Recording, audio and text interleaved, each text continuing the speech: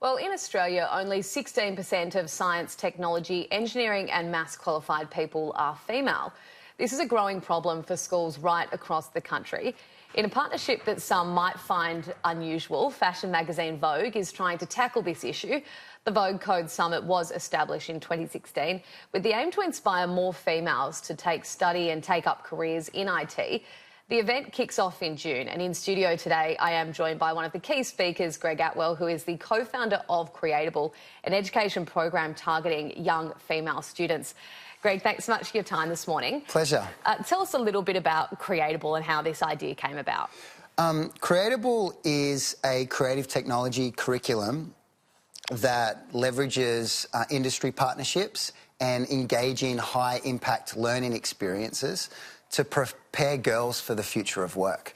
I work for Finch, which is a production company made up of filmmakers, artists and engineers working at the crossroads of storytelling, entertainment and technology.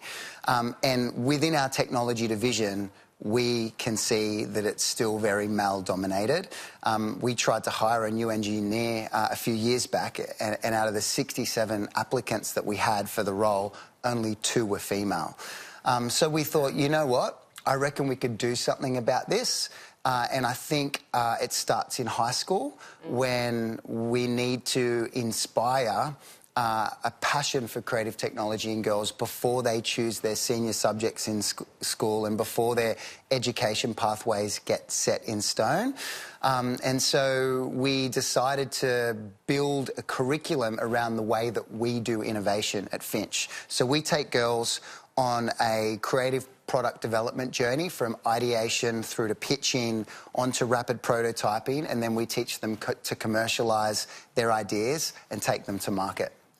So I think, because they're referred to as STEM subjects now, the science, technology, engineering and maths.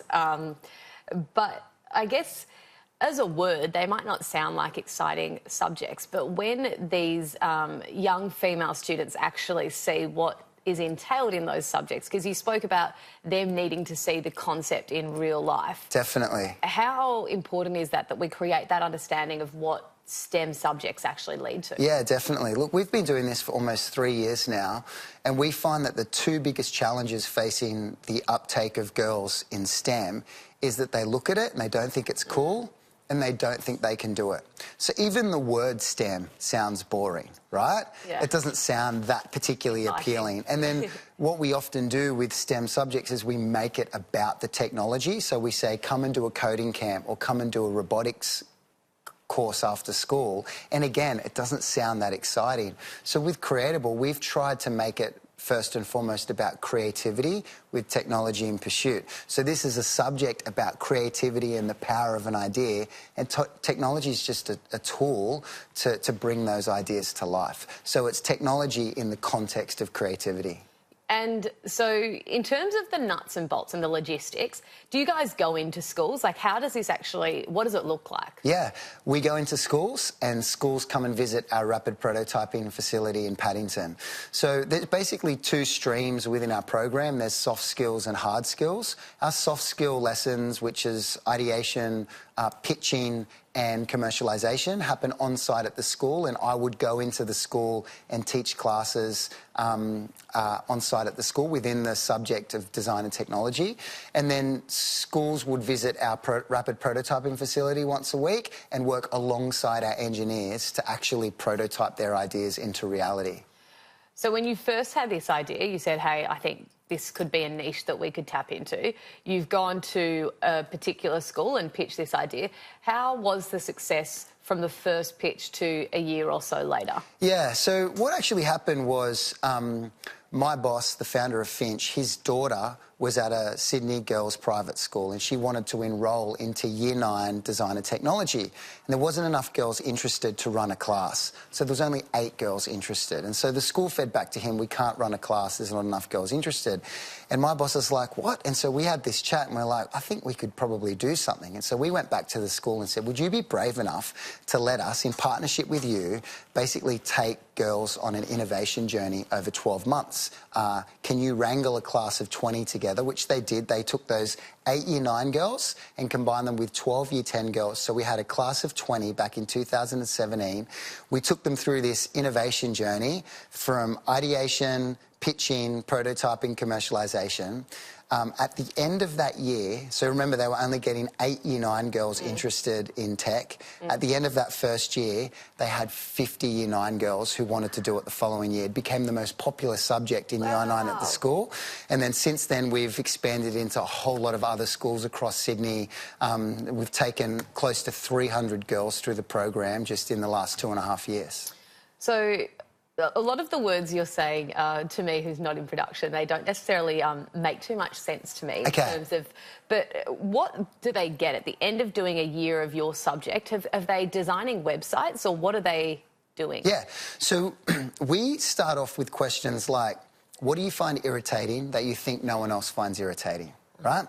So we help them see that there are interesting, personal, quirky, everyday problems that they can solve. Right? And so they pick their own problem.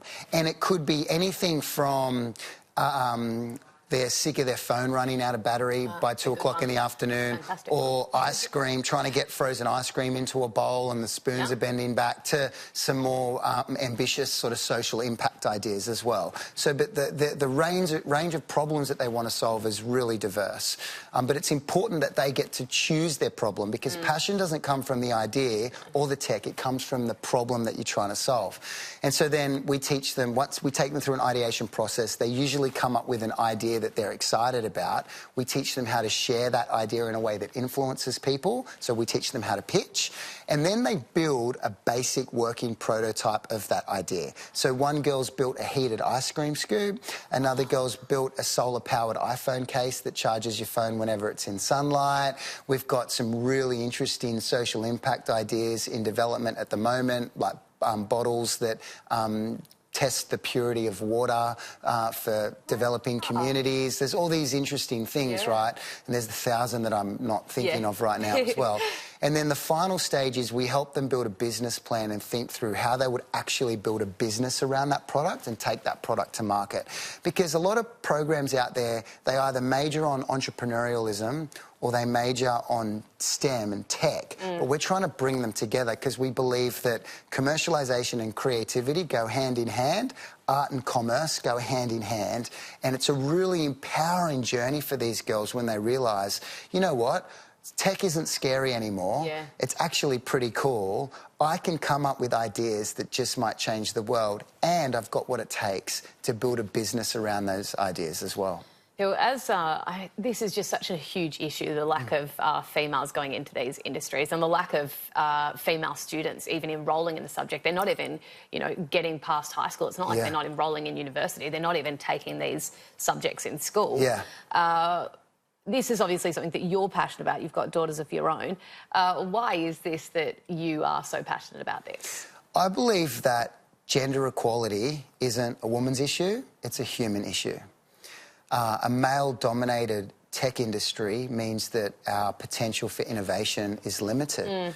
You've only got half the population. Totally. And I've seen firsthand that women solve different kinds of problems differently. Brain works a bit different. Totally. And we need... innovation requires diversity. We need women in tech because more women means more possibility. I just see it in these girls. Most of the journey that they go on is less about capability and competence. That's already there. It's just them growing in confidence. It's them realising, I can do this. I've got what it takes. The amount of times I've heard a girl tell me, oh, I'm not that creative.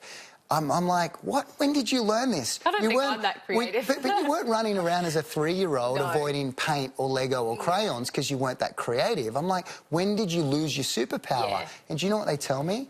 They say, when I started comparing myself to others.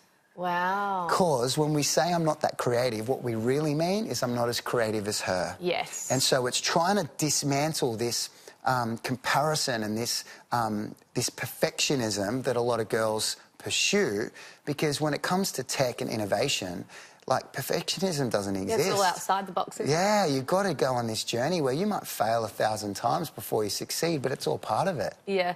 So you are one of the many speakers at Vogue Code. Yes. Tell us a little bit about the idea of that summit, I guess. Is it amazing to have an event where they've got all of these creative minds together, all with the sole purpose of getting more females into these industries? 100%. I mean, they exist to empower female innovation, and I just think that it's one of the best things that we could be doing, because female innovation needs to be empowered.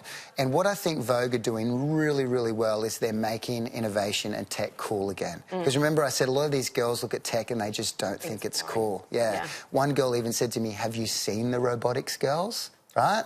So what Vogue are doing are they just bringing a bit of coolness, and they're just bringing just something... Bit of flair. Yeah, a bit of flair, totally, and excitement, and bringing celebrity and bringing just strong women who can be role models for a lot of these girls. And I just think it's a fantastic summit, and I was privileged to be part of it this year. Yeah. Well, thank you so much for your time this morning. It's been really interesting to chat with you, and I really do hope that we start to see those numbers of female students going into more of those STEM subjects. Thanks for having me, Charlotte.